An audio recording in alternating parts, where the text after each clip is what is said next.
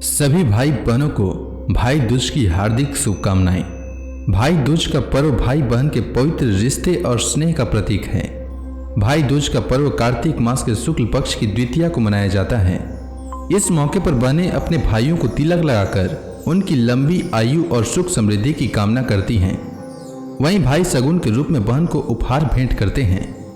भाई दूज के दिन भाई दूज की कथा का श्रवण अवश्य करना चाहिए।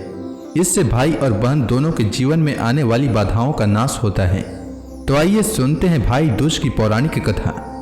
सूर्य की पत्नी संज्ञा से 2 संतानें थी, पुत्र यमराज और पुत्री यमुना। संज्ञा सूर्य का तेज सहन न कर पाने के कारण अपनी छाया मूर्ति का निर्माण कर उन्हें ही अपने पुत्र पुत्री को सौंप कर वहां से चली गई। छाया को यम और यमुना से अत्यधिक लगाव तो नहीं था, किंतु यमुना अपने भाई यमराज से बड़ा स्नेह करती थी। यमुना अपने भाई यमराज के यहाँ प्रायः जाती और उनके सुख दुख की बातें पूछा करती तथा यमुना यमराज को अपने घर पर आने के लिए भी आमंत्रित करती, किंतु व्यस्तता तथा अत्यधिक दायित्व के कारण वे उसके घर न जा पाते थे। एक बार कार्तिक शुक्ल द्वितीया को यमराज अपनी बहन यमुना के घर अचानक जा पहुंचे। बहन के घर जाते समय यमराज ने नरक में निवास करने वाले जीवों को मुक्त कर दिया। बहन यमुना ने अपने सहोदर भाई का बड़ा आदर सत्कार किया, विविध व्यंजन बनाकर उन्हें भोजन कराया तथा उन्हें तिलक लगाया। जब वे वहां से चलने लगे तब उन्होंने यमुना से कोई भी मनवांछित वर मांगने का अनुरोध किया। यमुना ने उनके आग्रह को देखकर कहा, भैया, यदि आप मुझे वर देना ही चाहते हैं तो यही वर दीजिए कि आज के दिन प्रतिवर्ष आप मेरे यहाँ आया करेंगे और मेरा आतिथ्य स्वीकार किया करेंगे। इसी प्रकार जो भाई अपने बहन के घर जाकर उसका आतिथ्य स्वीकार करे तथा इस दिन जो बहन अपने भाई को टीका करके भोजन खिलाए उसे आपका भय न रहे। इसी के साथ उन्होंने यह भी वरदान दिया कि यदि इस दिन भाई बहन यमुना नदी में डुबकी लगाएंगे तो वे यमराज के प्रकोप से बचे रहेंगे। यमुना की प्रार्थना को यमराज ने स्वीकार कर लिया। तभी से बहन भाई का यह त्योहार मनाया जाने लगा। भाई दूज त्योहार का मुख्य उद्देश्य भाई बहन के मध्य सद्भावना तथा एक दूसरे के प्रति निष्कपट प्रेम को प्रोत्साहित करना है। भैया दूज के दिन ही 5 दिनों तक चलने वाली दीपावली उत्सव का समापन भी हो जाता है। अब आइए सुनते हैं भैया दूज की कहानी। प्राचीन समय की बात है। एक गांव में एक बहुत ही बुजुर्ग महिला रहती थी। उसका एक बेटा था और उसकी एक बेटी भी थी। बुजुर्ग महिला ने अपनी बेटी की शादी करा दी थी। एक दिन जब भाई दूज का त्योहार आया तभी उस बुजुर्ग महिला के बेटे ने कहा कि माँ, मैं अपने बहन के घर टीका करवाने के लिए जा रहा हूं। जिसके बाद उसकी मां ने कहा, बेटा, हम लोग बहुत गरीब लोग हैं, तुम टीका करवाने के बाद अपनी बहन को क्या दोगे? लेकिन उस बुजुर्ग महिला के बेटे ने जिद करके अपने बहन के घर जाने के लिए अपनी मां को मना लिया। फिर वह भाई अपनी मां की आज्ञा लेकर अपनी बहन के घर निकल पड़ा। जैसे ही वह थोड़ी दूर पहुंचा तब उसको एक बहुत ही गहरी नदी मिली। वह उसे कहने लगी कि मैं तुम्हें अपने पानी में डुबोकर मार दूंगी क्योंकि मैं तुम्हारा काल हूं। जिसके बाद वह भाई उस नदी से कहता है कि तुम मुझे थोड़ी समय दे दो, मैं अपनी बहन के घर टीका करवाने जा रहा हूं। जब मैं वहां से वापस आऊंगा तब तुम मुझे मार देना। जिसके बाद वह नदी भाई को आगे जाने के लिए रास्ता देती है। फिर वह भाई आगे की ओर चल देता है। थोड़ी देर पहुंचने के बाद उसको एक शेर मिलता है जो कहता है, मैं तुम्हें खा जाऊंगा। इसके बाद वह भाई शेर से कहता है कि अभी नहीं, मैं अभी अपने बहन के पास टीका करवाने जा रहा हूं। जब मैं लौट कर आऊंगा तब तुम मुझे खा लेना। फिर वह शेर भी उस भाई को आगे जाने के लिए रास्ता देता है। जब वह भाई आगे की ओर बढ़ने लगता है तो कुछ दूर पहुंचने पर उसको एक सांप मिलता है। वह भी भाई से कहता है कि मैं तुम्हें मार दूंगा क्योंकि मैं तुम्हारा काल हूं। तब उस भाई उस सांप से कहता है कि मैं अभी अपने बहन से टीका करवाने जा रहा हूं। जब मैं लौट कर आऊंगा तब तुम मुझे मार देना। वह सांप भी उस भाई को आगे जाने के लिए रास्ता दे देता है। वह भाई आगे की ओर चला जाता है और थोड़ी ही देर में भाई अपनी बहन के घर पहुंच जाता है। जब वह अपनी बहन के घर पहुंचता है तो घर के बाहर से आवाज लगाता है, लेकिन घर के अंदर उसकी बहन सूत काट रही होती है। सूत काटते वक्त उसका धागा टूट जाता है और वहां के लोगों की यह मान्यता थी कि अगर सूत काटते वक्त अगर धागा टूट जाए तो बाहर कोई भी बुला रहा हो और वह बिना आवाज करे और बिना धागा को जोड़े चली जाए तो वह व्यक्ति मर जाएगा।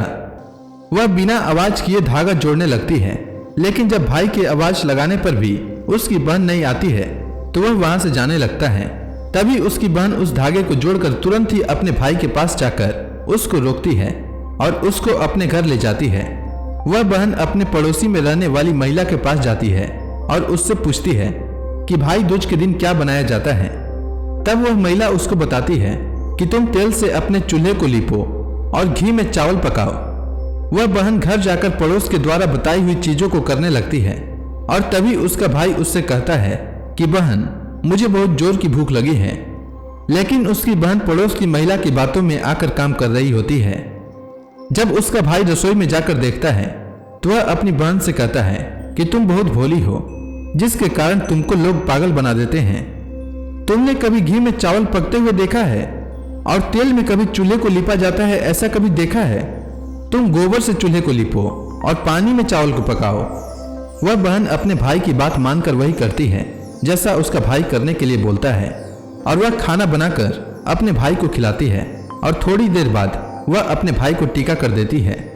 जब उसका भाई अगले दिन वापस अपने घर जाने के लिए कहता है तब उसकी बहन अपने भाई के लिए रास्ते में ले जाने के लिए कुछ लड्डू बनाकर देती है कि इसको रास्ते में भूख लगे तो खा लेना, और उसमें से कुछ लड्डू अपने बच्चों के लिए भी बचा लेती है।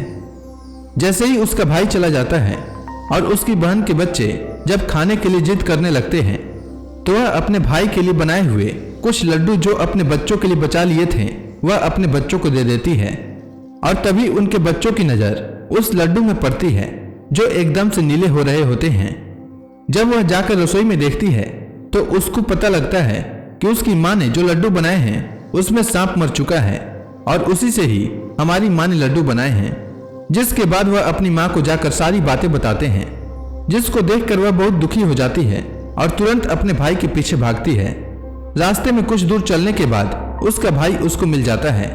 तभी उसकी बहन उससे पूछती है कि भाई तूने लड्डू तो नहीं खाए? उसका भाई कहता है नहीं, और तभी अपने भाई को सारी बात बता देती है। लेकिन तभी उसका भाई कहता है कि तुमने मेरी जान आज बचा ली है, लेकिन तुम मेरी जान कब तक बचाओगी?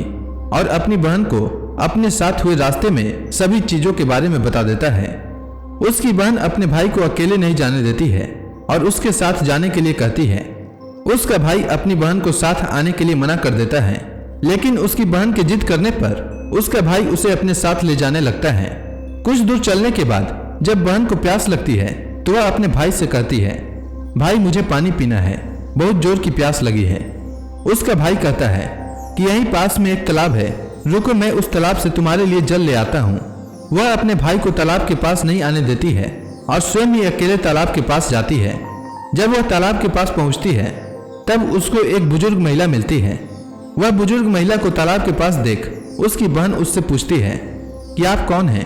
तब वह बुजुर्ग महिला बताती है कि मैं एक भाई का इंतजार कर रही हूँ। उसकी बहन ने एक सांप को मारा है, जिसके लिए मैं उसका काल बनकर बैठी हूँ। उसकी बहन उस बुजुर्ग महिला से अपने भाई की जान बचाने के लिए पूछती है और तभी वह बुजुर्ग महिला उसे कहती है कि तुम अपने भाई को खूब गालियां दो और जब तक उसकी शादी ना हो जाए तब तक तुम उसकी सारी घात टाल दो तो तुम्हारे भाई की जान बच सकती है। वह बहन तुरंत वापस जाकर अपने घर से एक मांस का टुकड़ा और एक चुन्नी और एक कटोरी में थोड़ा सा दूध लेकर अपने भाई के पास आती है और उससे कहती है चलो। जैसे ही वह दोनों रास्ते में थोड़ी दूर आगे चलते हैं तो उनको एक शेर मिलता है जिसने उसके भाई को मारने के लिए पहले ही रोका था। जैसे ही वह शेर उसके भाई को मारने के लिए आगे बढ़ता है तब उसकी बहन शेर को एक मांस का टुकड़ा खाने के लिए दे देती है, जिससे शेर उस मांस के टुकड़े को खाने लगता है और वहां से दोनों लोग आगे चल देते हैं। आगे पहुंचकर जब थोड़ी दूर पर वही सांप मिलता है तो वह सांप को अपने साथ लाई हुई एक कटोरी में दूध को सांप के आगे रख देती है, जिससे सांप वह दूध पीने लगता है और वह लोग आगे की ओर चले जाते हैं। आगे जब नदी के पास पहुंचते हैं तब उसकी बहन नदी को एक चुन्नी देती है, जिससे नदी प्रसन्न होकर उनको आगे जाने का रास्ता दे देती है और थोड़ी देर पश्चात वह लोग अपने घर पहुंच जाते हैं।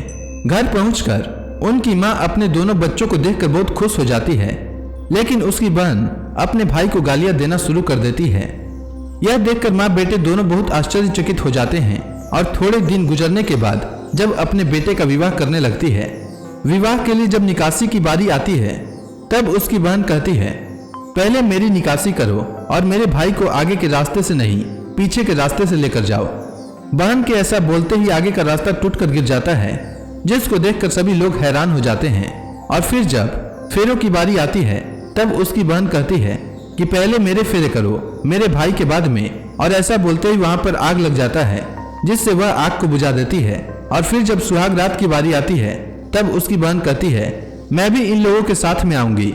सभी लोग बीच में एक पर्दा डालकर उसकी बहन को भी अंदर जाने देते हैं। तभी रात में एक सांप आता है, जिसको उसकी बहन एक डिब्बे में बंद कर देती है और अपने भाई की जान बचा लेती है। और सुबह होते ही वह सभी को सच बता देती है कि वह ऐसा क्यों कर रही है, जिससे सभी उसकी बहन की प्रशंसा करने लगते हैं। और उसका भाई भी अपनी बहन से बहुत खुश हो जाता है। और तब उसकी बहन वापस अपने घर चली जाती है। तो इस प्रकार बहन अपने भाई की रक्षा करती है। उम्मीद है आपको भाई दूज की कहानी अच्छी लगी होगी।